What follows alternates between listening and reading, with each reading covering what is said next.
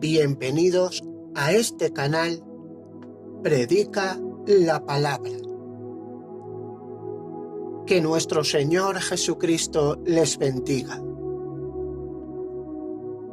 Este mensaje está titulado La Iglesia Atribulada.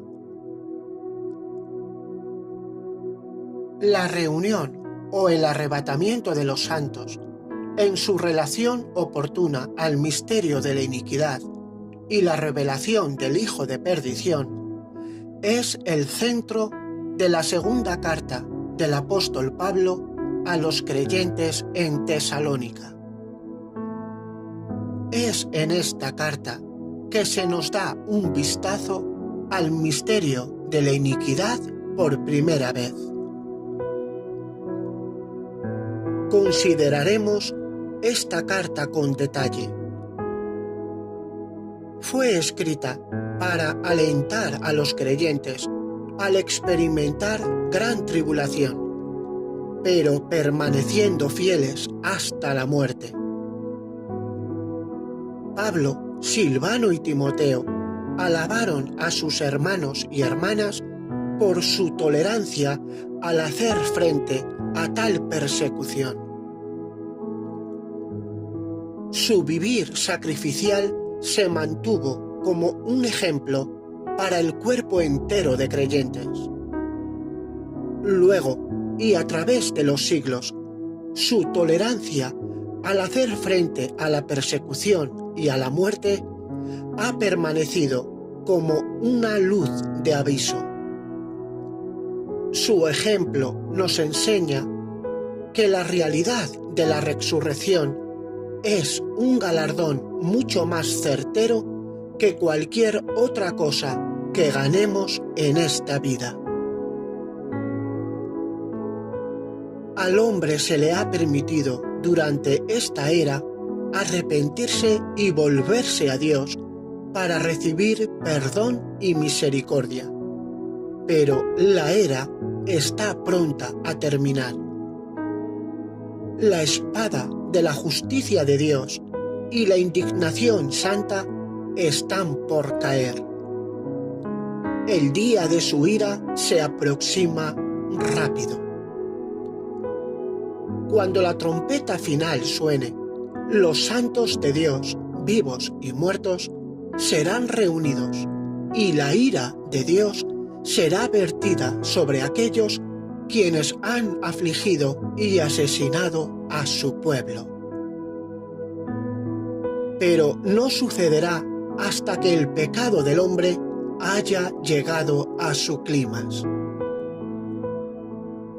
La diferencia entre los seguidores justos de Dios y la maldad de este mundo será separada por la espada del juicio de Dios.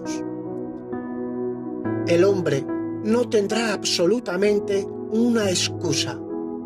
El rechazo del único Dios verdadero y la persecución de su pueblo serán pagados en medida exacta. Como hemos dicho, la sección de la Escritura que estamos considerando en 2 de Tesalonicenses capítulo 2 es en medio de una carta a los creyentes de Tesalónica en el periodo angustioso de gran tribulación. Es muy importante que esta carta a los creyentes en tribulación sea la última de las 7 epístolas en su orden secuencial. Describe el regreso del Señor Jesús por sus santos perseguidos, proclamando su hora gloriosa de liberación. Ellos están motivados a permanecer fieles hasta el fin, cuando Jesús los haga libres del dolor de la tribulación. La carta del apóstol Pablo a los tesalonicenses es una carta parentética con los tiempos futuros. Pablo había ensayado minuciosamente los detalles específicos de esta revelación con los tesalonicenses mientras estuvo con ellos. Él escribió estas cosas para que tuviéramos un registro de las cosas que deben de pasar en los últimos días. No estuvimos ahí para saber todas las cosas que Pablo reveló a aquellos en Tesalónica. Él pudo haber pasado días desenmascarando el misterio de la iniquidad para ellos. Lo que usted está viendo revelado en este mensaje es una porción de lo que Pablo presentó a aquellos creyentes. Lo que fue necesario saber a los santos en tribulación en aquel entonces, pero es incluso más necesario para nosotros de conocer ahora. El contexto del primer y segundo capítulo de Segunda Tesalonicenses nos da una imagen de los tesalonicenses perseguidos, pero valientes. Ellos están siendo motivados a perseverar. Pablo les dijo que serían aliviados de la tensión y el dolor de la persecución cuando el Señor Jesús sea revelado del cielo con sus ángeles, tomando una venganza feroz en aquellos que han estado atribulándolos con tortura y muerte. Pablo les instruye a no estremecerse por nadie que les indique que el día que el Señor reúna a sus santos y tome venganza en el mundo es inminente. Pablo fija el prerequisito absoluto para ese día, siendo este la apostasía de Satanás, cuando él sea arrojado a la tierra. El resultado de esta apostasía es que el hombre de pecado es entonces revelado, el hijo de destrucción, que se exalta a sí mismo como Dios, y esto sucederá antes de la reunión.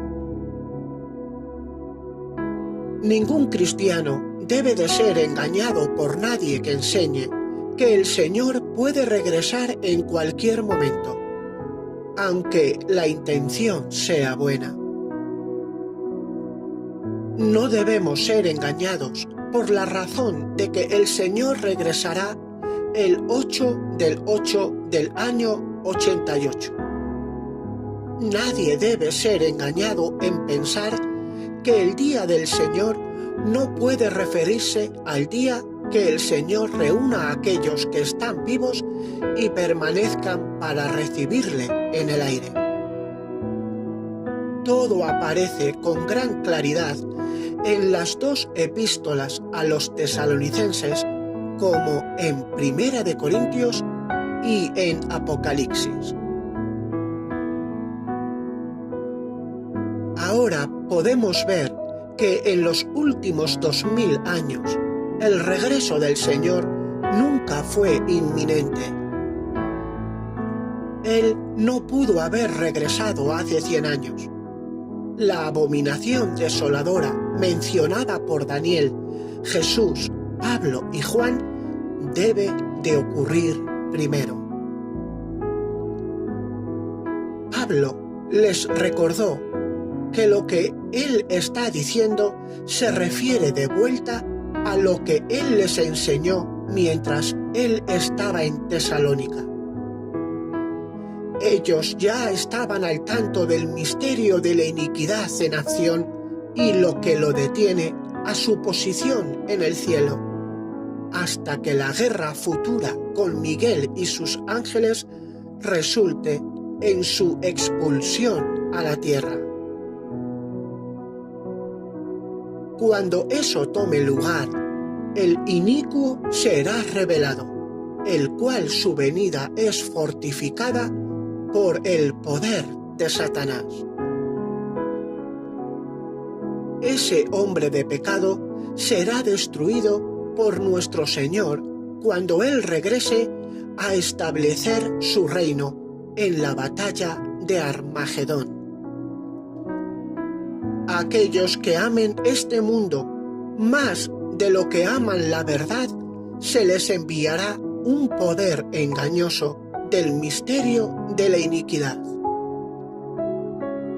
Ellos creerán la mentira de la cual Pablo nuevamente les dice que no se dejen engañar. Esta decepción tiene que ver con el tiempo de la reunión de los santos en relación a la abominación desoladora, cuando el hombre de pecado, el hijo de destrucción, sea revelado. En el capítulo 2, verso 11, dice: Dios les envía un poder engañoso. La palabra envía se traduce apropiadamente enviar a casa.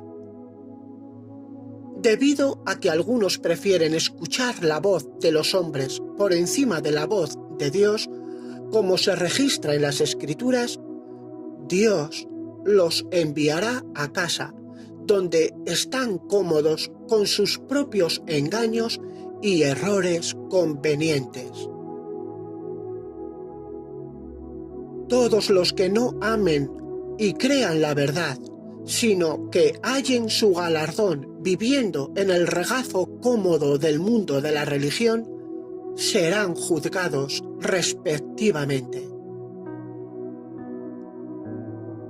En 2 de Tesalonicenses, capítulos 1 y 2, hay un énfasis claro y repetitivo a través de toda esta sección de la Escritura con respecto a Satanás y la revelación del hombre de pecado. Dice: Satanás, el que toma su posición de rebelión, aquel que ya está en acción, él quien es quitado de en medio. El destructor es el hombre de pecado revelado, el hijo de destrucción, él quien se exalta a sí mismo por encima de todo, él quien se proclama a sí mismo Dios, él quien será revelado en su propio tiempo, el inicuo, él cuyo advenimiento es por obra de Satanás. También hay un énfasis claro y repetitivo a través de toda esta sección de la Escritura con respecto al día que el Señor Jesús es revelado en su venida por los santos para reunirlos. Dice el Señor Jesús, quien pagará con tribulación a los que os atribulan. Vosotros que ahora están siendo atribulados, descansen. La tensión y el dolor serán aliviados cuando Jesús sea revelado del cielo con sus ángeles poderosos. Cuando el Señor tome su venganza con fuego flamante. En ese día, cuando Él venga a ser glorificado con sus santos. En ese día, cuando Él venga a ser admirado en aquellos que creen. En ese día, cuando Él nos reúna. En ese día que no vendrá sin que antes venga la apostasía. No hay absolutamente un contexto para eso, lo cual está ahora deteniéndolo, para ser considerado como otra cosa, más que Satanás aferrándose a su posición ante el trono de Dios como el acusador. Esta sección de la Escritura está diciéndole a los santos que el prerequisito para que el Señor regrese para terminar el dolor de la tribulación son los eventos establecidos en el libro de Apocalipsis, cuando Satanás es arrojado del cielo y el hombre de pecado es entonces revelado en la quinta trompeta, el primer ay.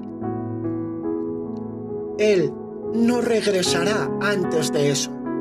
Él no puede. Existen prerequisitos. Dios no puede romper su palabra. Orar en contra de su palabra no cambiará nada. Satanás debe de ser expulsado del cielo y su dominio debe ser terminado ahí antes de que la victoria en el cielo sea completada. Jesús no puede reunirnos en el mar de vidrio con fuego enfrente del trono de nuestro Padre Celestial hasta que el misterio de la iniquidad sea conquistado y removido de en medio. Nadie puede entrar a la habitación del trono para las bodas del Cordero hasta que Satanás sea expulsado permanentemente del cielo y la ira de Dios sea derramada completamente. La autoridad de Satanás debe de ser quitada de él, legalmente y permanentemente. Nadie va arriba antes de que Satanás sea arrojado. Que nuestro Señor Jesucristo les bendiga y que su venida regocije nuestros corazones.